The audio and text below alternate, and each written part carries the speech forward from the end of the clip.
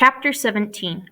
The next months were a blur of security screenings, medical examinations, and identification documents. Flash. At any point, our case could have been denied, but we were lucky. After years of waiting, everything was moving so fast, only a few months later, it was time to say goodbye. Tal Salon, I have a present for you. It's a bottle filled with sand from Dadaab. May your blessings be as countless as the grains of sand in the desert and the stars in the sky. No one chooses to become a refugee. I didn't choose to leave Somalia when I was a little boy. I am choosing to leave Dadaab now. Leaving Dadaab may seem like the obvious choice, so why is it so difficult to leave? I am saying goodbye to my home. This is for you. My family. Who you? It's okay. Everything will be okay. I'm saying goodbye to the ghost of my father, the hope of my mother. Who you? I think about that word. The only word Hassan has ever said. I can't remember the last time I said it. Who you? Mama. In a refugee camp, you are always reminded of the things you have lost.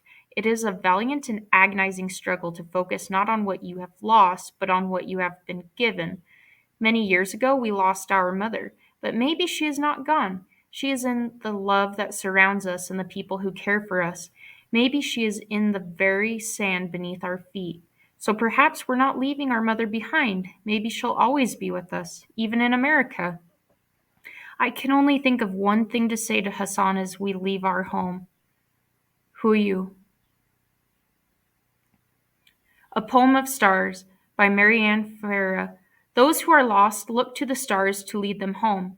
The flag of Somalia, our home, has one star, one background.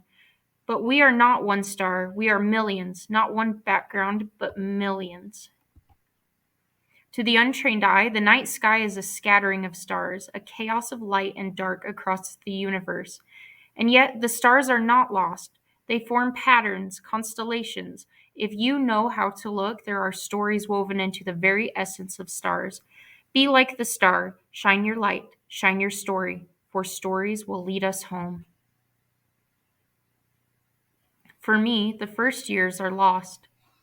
I hope that America has I hope that in America Hassan and I will find out why. That's 2008 before leaving Dadaab, Fatuma, Hassan, and Omar. 2008 before leaving Dadaab, Hassan and Omar.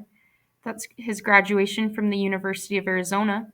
There's Omar on a recent trip back to Dadaab, Omar, Hassan, their mother, and two of Omar's children. There they are distributing supplies to students in Dadaab with Refugees Strong. Afterward, Omar and Hassan left Dadaab and arrived in the United States in January 2009. They were resettled in Tucson, Arizona, where they lived in a one-bedroom apartment together. The streets in Tucson were quiet and empty, and it was unsettling not seeing anybody walking around outside. After 4 months, Omar got his first job. He was a pool attendant at a fancy resort. The pool had water slides and a floating basketball net. And guests to the hotel included Tiger Woods and President Bush. Such luxury was so strange to see after living in Dadaab. Doctors in the U.S. were able to give Hassan medication to better control his seizures and help him sleep at night. He began attending classes at an adult care center in Tucson. Omar, too, continued his education. After a year, Omar went to college at the University of Arizona. He majored in international development with an emphasis on development in Africa. He graduated in 2014, the same year he and Hassan became citizens of the United States. During this time, Omar had kept in touch with an old friend from Dadaab, Sarura. Her family had taken care of Hassan when he ran away to Dagali camp. Sarura's family had also been resettled to the United States in Pennsylvania. Sarura moved to Arizona and she and Omar were married and began a family. In 2015, Omar accepted a position as a resettlement case manager at Church World Service in Lancaster, Pennsylvania, to be closer to Sarura's family. Omar was finally a social worker, just as he'd always dreamed. Hassan lives with Omar and Sarura in Pennsylvania and helps care for their 5 young children. Throughout this time, Omar had not given up on what seemed to be an impossible dream, to find their mother. When civil war broke out in Somalia in 1991, it was not unusual for families to become separated. Children and grown-ups alike were forced to drop everything and run, whether they were at work, school, or the market. It could take months or years for families to reunite, often through word of mouth. Through his work as a resettlement case manager, Omar met many new arrivals from Dadaab and other refugee camps in Kenya. He asked every new arrival if they had any information on a woman from Mariri who had lost her husband and two boys. In 2014, a woman named Hawa Ali arrived in Ifo camp. She was looking for her two sons. She had been told years ago that the boys had passed away, but she had never stopped searching. Neighbors directed her to Fatuma's tent. Fatuma showed Hawa a photograph of Omar and Hassan. Hawa was able to see her sons for the first time in 23 years. In 2017, Omar and Hassan were able to make the journey back to Kenya to reunite with their mother. Hawa still lives in Dadaab and various refugee camps around Kenya. Omar is working to secure papers to allow her to join her sons in the United States. The current 2019 travel restrictions against people born in Somalia means that their mother can't join them for now. But this family is used to waiting, and they are hopeful for the future. The United Nations estimates that in 2019 there are nearly 71 million people who have been forcibly displaced from their homes worldwide.